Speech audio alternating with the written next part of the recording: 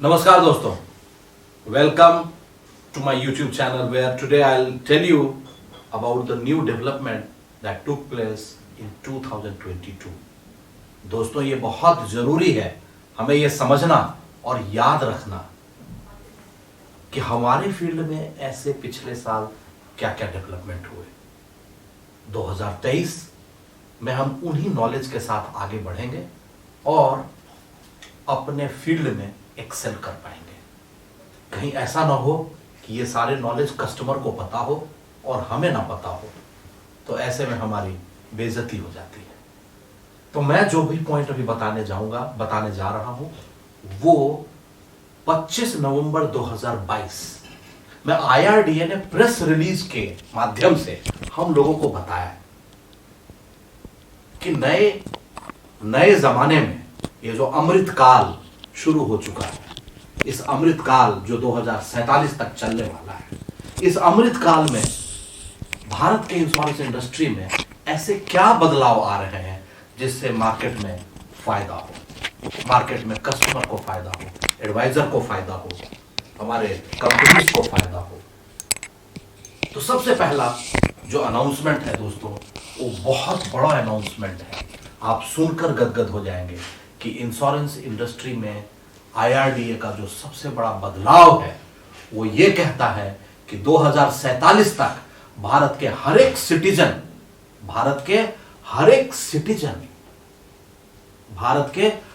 Citizen को life insurance, property insurance, health insurance appropriate मिले, ये इंश्योर करेगी।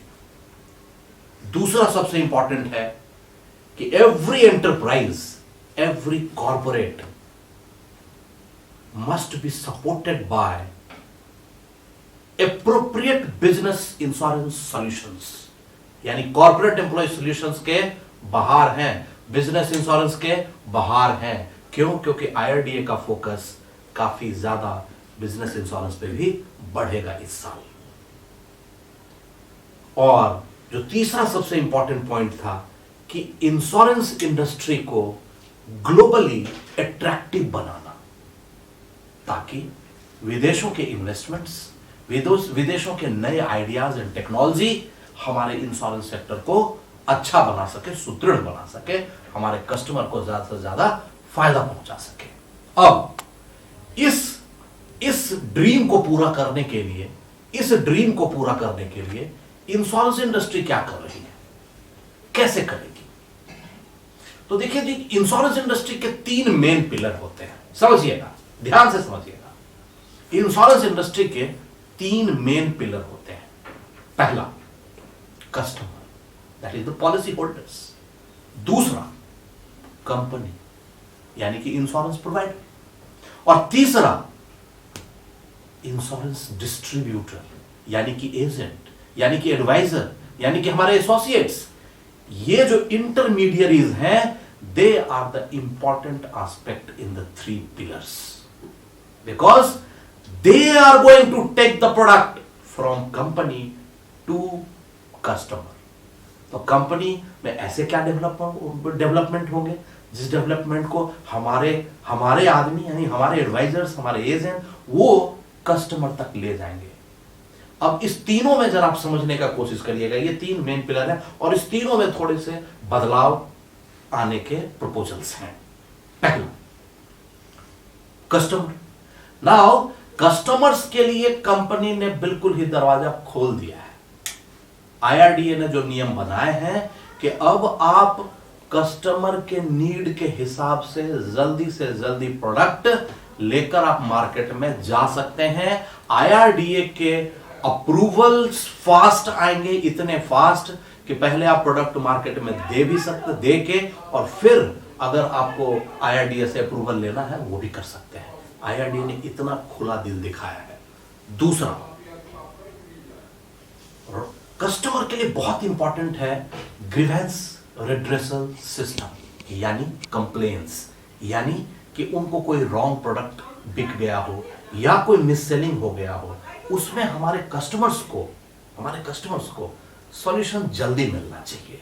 और इस पे IRDA ने अपने ध्यान बढ़ाए हैं खर्च बढ़ाए हैं, ज्यादा से ज्यादा कोर्ट आएंगे, ज्यादा से ज्यादा ऑम्बड्समैन आएंगे इसको देखने के लिए।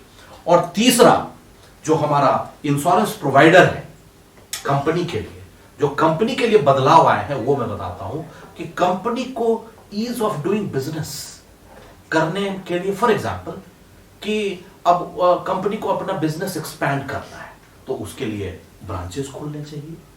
ब्रांचेस खोलने में जो पहले टाइम लगता था, समय लगते थे, आईआरडीए का अप्रूवल आ रहा है, 6 महीने लग गए, 8 महीने, साल लग गए, अब वो अप्रूवल्स भी जल्दी आएंगे।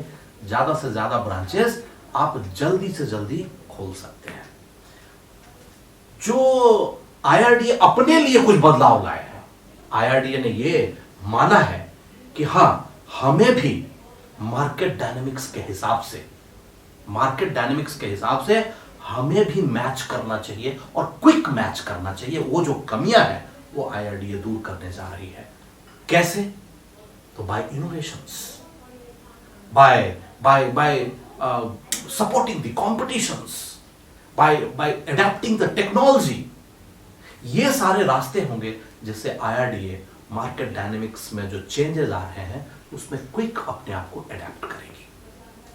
अब इसके बाद जो इंपॉर्टेंट आता है, अब हमारे एजेंट्स हैं, हमारे कॉर्पोरेट एजेंट्स हैं, हमारे जो आईएमएफ है, इंश्योरेंस मार्केटिंग फर्म्स, इनके लिए भी बहुत सारे बदलाव हैं और डायरेक्ट बदलाव इनको फायदा पहुंचाने के लिए है। और वो फायदा आपको सुनेंगे कॉर्पोरेट एजेंट्स तो उनको अच्छा लगेगा कि पहले जो आपको तीन लाइफ इंश्योरेंस, 3 जनरल इंश्योरेंस और 3 हेल्थ इंश्योरेंस कंपनियां ही आप कर सकते थे, अब आप 9 और 9 कर सकते हैं। यानी 9 life insurance, 9 general insurance and 9 health insurance के साथ आप अपना काम कर सकते हैं।